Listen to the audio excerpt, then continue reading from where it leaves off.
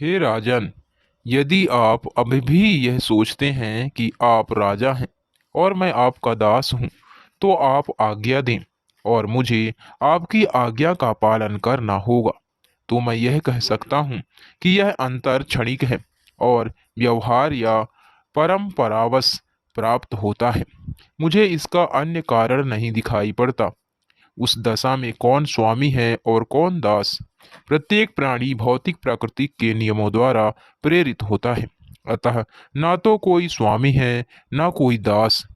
इतने पर भी यदि आप सोचते हैं कि मैं आपका दास हूँ और आप मेरे स्वामी हैं, तो मैं इसे स्वीकार कर लूंगा। कृपया आज्ञा दें, मैं आपकी क्या सेवा करूं? मैं यह शरीर हूँ और इस शरीर संबंध से ही वह मेरा स्वामी है, मेरा दास है, मेरी पत्नी है या मेरा पुत्र है। ये समस्त भाव शरीर के अनिवार्य परिवर्तन तथा भौतिक प्रकृति की व्यवस्था के कारण अस्थिर है। हम समुद्र की तरंगों में तिरने वाले तिनकों के समान एकत्र हुए हैं, किंतु सारे तिनके लहरों के नियमों के द्वारा अवश्य एक दूसरे से पृथक होंगे। इस संसार में प्रत्येक व्यक्ति संसार सागर की लहरों में उतरा रहा है। भक्ति विनोद ठाकुर ने ठीक ही कहा है। भक्ति विनोद ठाकुर कहते हैं कि सभी स्त्री तथा पुरुष भौतिक प्राकृतिक की तरंगों में तिनकों के समान तैर रहे हैं। यदि वे समझ लें कि वे भगवान श्री कृष्ण के शाश्वत सेवक हैं, तो उनका तैरना बंद हो जाएगा। जैसा कि श्रीमद् भगवद गीता 3.37 में कहा गया है, काम एस क्रोध ऐसा रजोगुणा समुद दुभव। रजोगुण के कारण हमें अनेक वस्तुओं की इच्छा होती है और हमारी इच्छा या चिंता तथा परमेश्वर की आज्ञा के अनुसार भौतिक प्रकृति हमें कोई एक शरीर प्रदान करती है।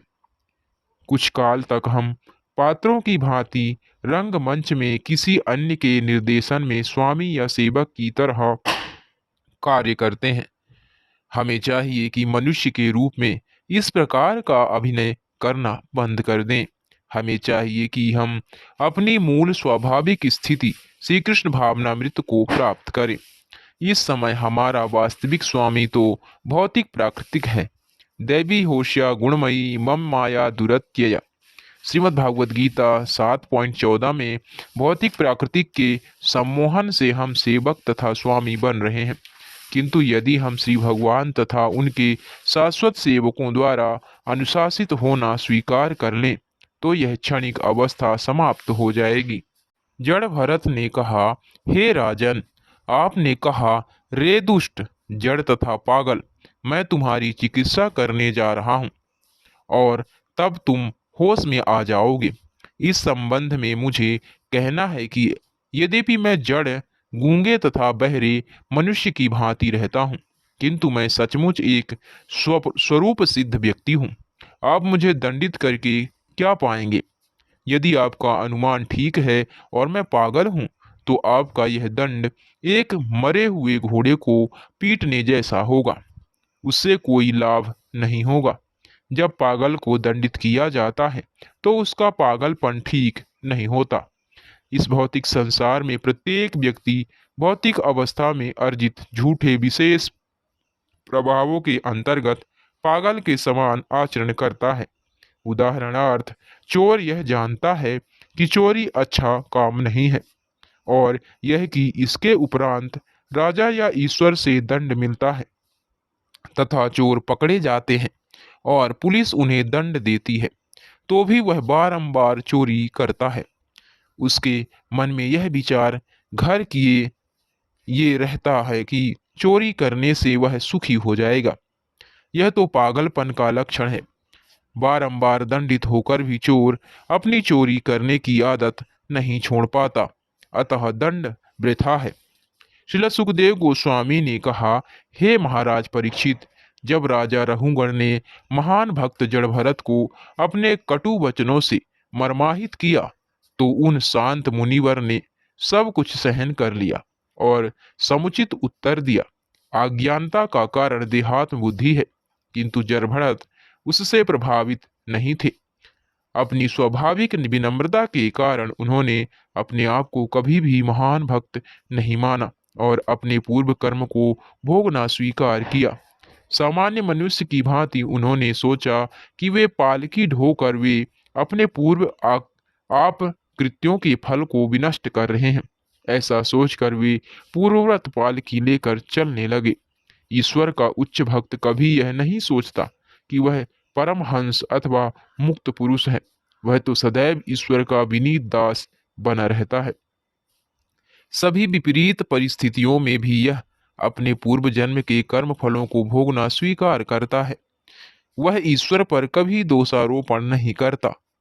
उनके कारण उसे कष्ट उठाने पड़ रहे हैं। ये महान भक्त के लक्षण हैं।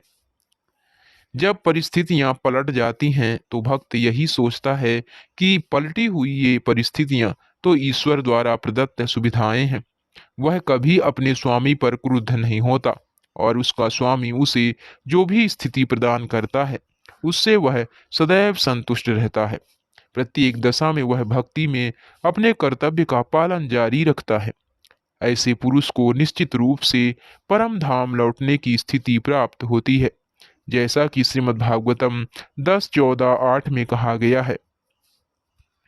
हे ईश्वर, जो आपकी अहेतुकी कृपा प्राप्त करने के लिए निरंतर प्रतीक्षा करता है और आपको हृदय से सादर नमस्कार करता हुआ पूर्व दुष्कर्मों के फलों को भोगता रहता है, वह अवश्य ही मुक्ति का भागी है, क्योंकि यह उसका अधिकार बन जाता है। श्रील सुखदेव गोस्वामी ने आगे कहा, हे श्रेष्ठ पांडुवंशी महाराज परीक्षित, सिंधु तथा सौवीर के राजा रहुगण की परम सत्य की चर्चाओं में बड़ी श्रद्धा थी।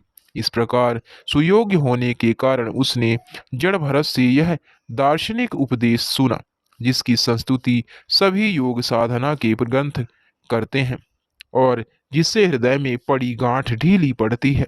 इस प्रकार राजा मंद के रूप में उसका देहात्म भाव नष्ट हो गया। वह उसी क्षण पालकी से नीचे उतर गया और जड़ भरत के चरण कमलों में अपना सिर रखकर पृथ्वी पर दंडवत गिर गया, जिससे वह इस ब्रह्मा श्रेष्ठ को कहे गए अपमानपूर्ण शब्दों के लिए क्षमा प्राप्त कर सके। तब उसने इस प्रकार प्रार्थना की, भगवान श्री कृष्ण का कथन है, इस प्रकार यह परम विज्ञान गुरु शिष्य परंपरा द्वारा प्राप्त किया गया और राजा ऋषियों ने इसे इसी विधि से जाना, किंतु कालक्रम से वह परंपरा टूट गई, जिससे यह विज्ञान लुप्त प्राय हो गया प्रतीत होता है। गुरु शिष्य परंपरा से राजा भी ऋषियों के तुल्य थे। पूर्व काल में राजा ऋषि जीवन दर्शन समझते थे और नागरिकों को उसी स्तर तक ऊपर उठने की शिक्षा प्रदान करना जानते थे। अर्थात वे नागरिकों को जन्म तथा मृत्यु के बंधन से छुटकारा दिलाना जानते थे। जब महाराज दशरथ अयोध्या में राजा राज कर रहे थे तो एक बार महर्षि विश्वामित्र असुरों के वध के लिए उनसे श्री रामचंद्र तथा लक्ष्मण जी को जंगल ले जाने के लिए मांगने आए। जब विश्वामित्र मुनि महाराज दशरथ के दरबार में आए तो उनका स्वागत करने के लिए उन्होंने उनसे पूछा, जन्म तथा मृत्यु के चक्र को जीतने के उनके प्रयत्न ठीक से चल रहे हैं ना? वैदिक सभ्यता की संपूर्ण प्रक्रिया इसी तथ्य पर आधारित है। हमें ज्ञात होना चाहिए कि जन्म मृत्यु के चक्र को किस प्रकार जीता जा सकता है। महाराज रहुगण को भी जीवन का लक्ष्य ज्ञात था। अतः जब जड़ भरत ने उनके समक्ष जीवन दर्शन प्रस्तुत किया तो उन्होंने इसकी तत्काल प्रशंसा की। वैदिक समाज की यही आधारशिला है। विद्वान ब्राह्मण संत तथा ऋषि वैदिक प्रयोजन से परिचित थे, अतः वे राजाओं को आम जनसमूह के कल्याण के लिए उपदेश देते थे। इस प्रकार उनके सहयोग से जनसमूह को लाभ पहुंचता था, इसीलिए प्रत्येक वस्तु में सफलता प्राप्त होती थी।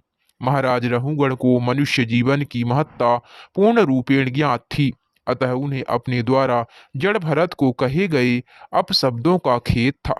वे तुरंत पालकी से उतरकर जड़ भरत के पांवों पर गिर पड़े, क्षमा मांगी और जीवन के महत्व के विषय में, जिसे ब्रह्मा जिज्ञासा कहते हैं, अधिक जानने की प्रार्थना की। उस समय के उच्च राज्याधिकारी जीवन मूल्यों के विषय में सर्वथा अनभिज्ञ है। अतः जब साधु संत जन वैदिक ज्ञान का प्रसार करना चाहते हैं तो वे उनको नमस्कार तक नहीं करते हैं, किंतु आध्यात्मिक ज्ञान के प्रचार में अवरोध उत्पन्न करते हैं। इस प्रकार यह कहा जा सकता है कि प्राचीन राजाओं का शासन स्वर्ग तुल्य है और वर्तमान शासन नरक तुल्य है। हरे कृष्णा हरि बोल। प्लीज सब्सक्राइब कीजिए हमारे चैनल को। हरे कृष्णा। शिला जगत गुरु शिला प्रभुपाद की जय हो।